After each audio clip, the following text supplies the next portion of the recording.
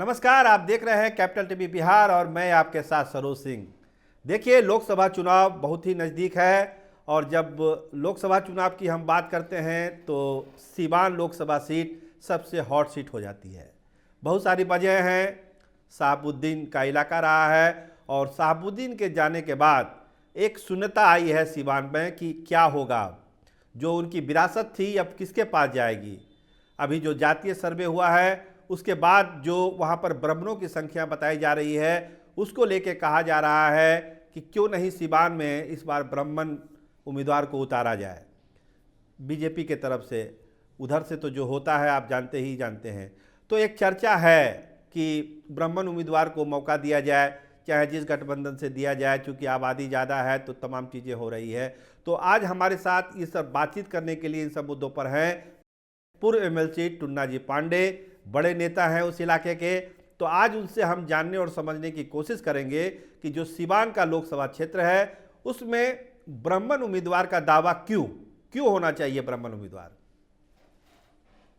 पांडे जी। जी जी, नमस्कार, प्रणाम। प्रणाम प्रणाम। क्यों होना चाहिए सीवान लोकसभा क्षेत्र में ब्राह्मण उम्मीदवार, क्या है इसका नहीं कारण।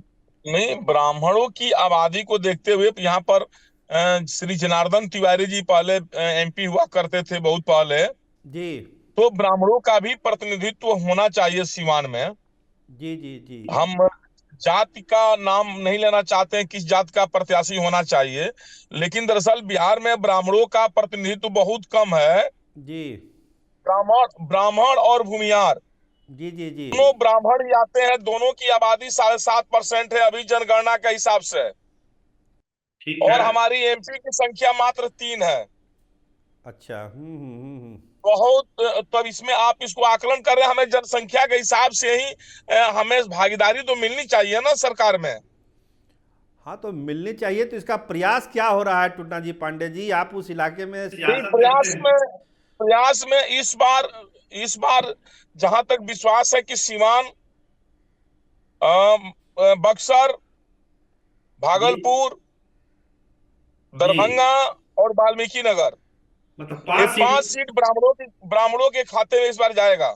जाएगा, ऐसी आपको उम्मीद लग रही है कि इस बार जो है आला उम्मीद कमान। भी है और हर पार्टी भी इस पर विचार कर रही है कि ब्राह्मणों के साथ नाइंसाफी हो रही है। जी, भूमिहार ब्राह्मण और ब्राह्मण, इन लोगों के साथ नाइंसाफी हुई है।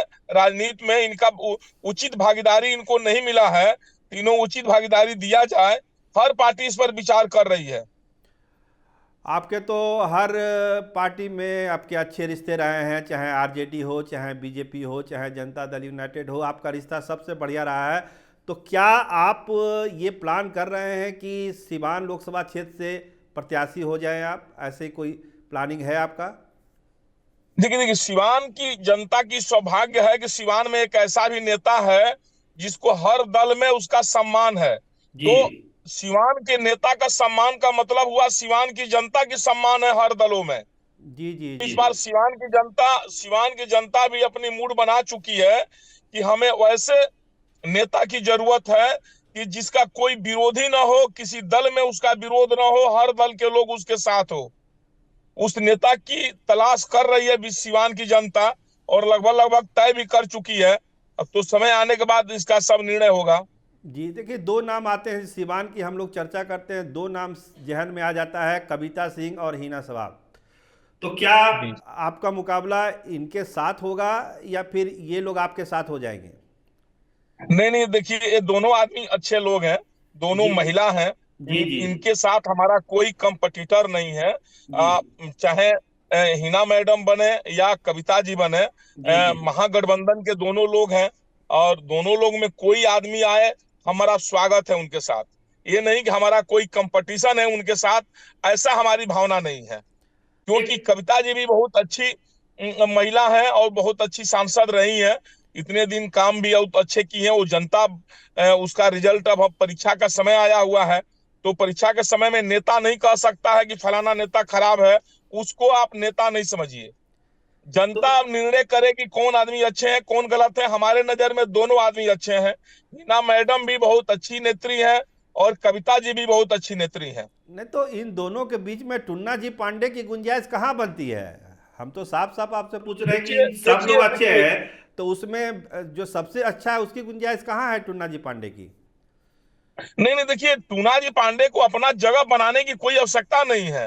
वो तो सिवान की जनता जिसे जहां रखना चाहेगी, अगर वो सिवान की जनता चाहेगी कि टूना पांडे को ही रखना है, तो हम और अब क्या कर पाएंगे।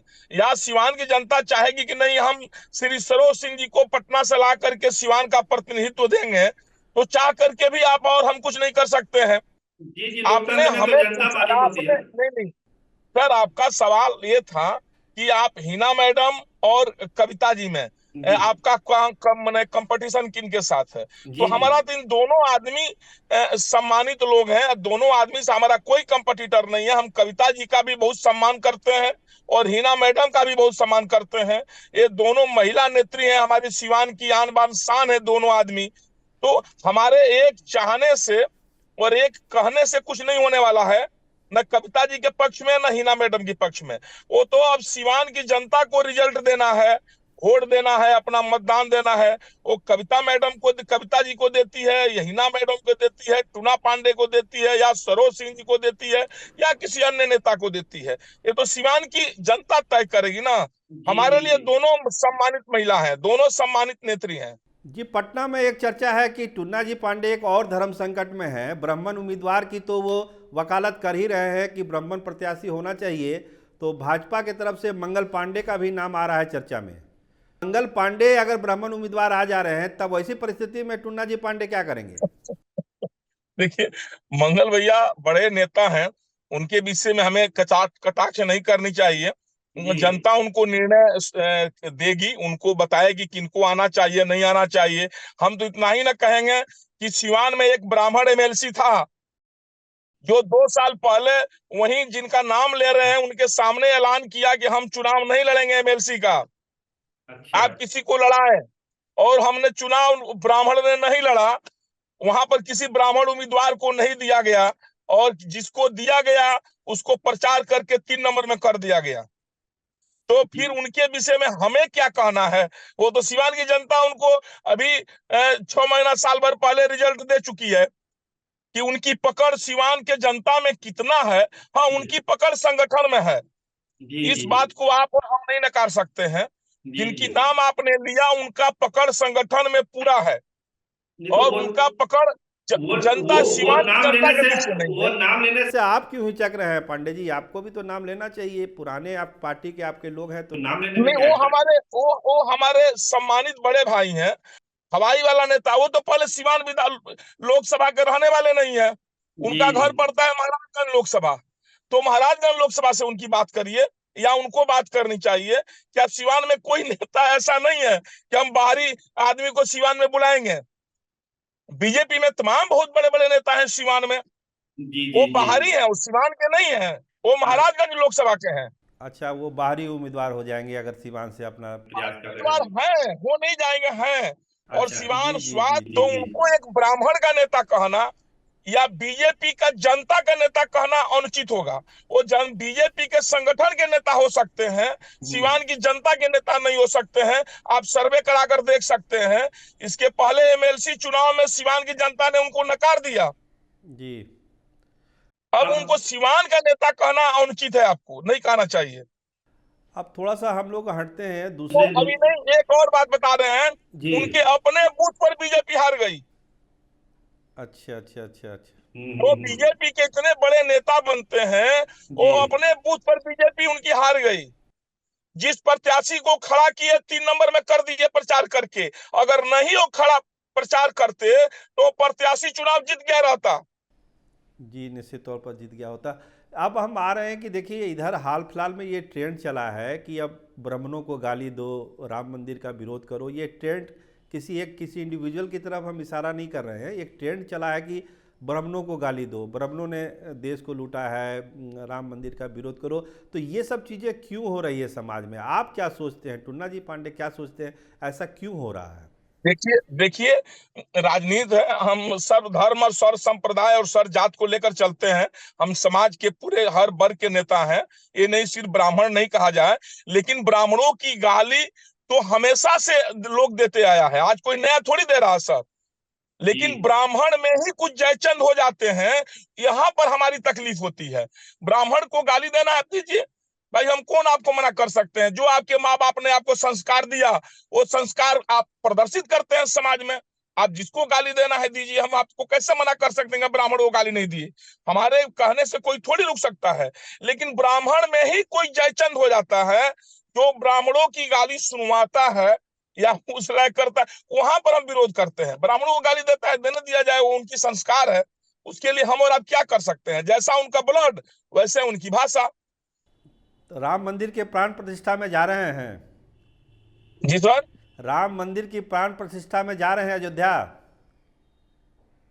नहीं नहीं, वो तो पूरा राम, भगवान राम तो पूरा विश्व व्यापी है, विश्व के लोग उनको मानता है, सिर्फ ब्राह्मण ही मानते हैं ऐसी बात नहीं है। महर्षि वाल्मीकि जी ब्राह्मण तो नहीं थे। जी जी जी जी।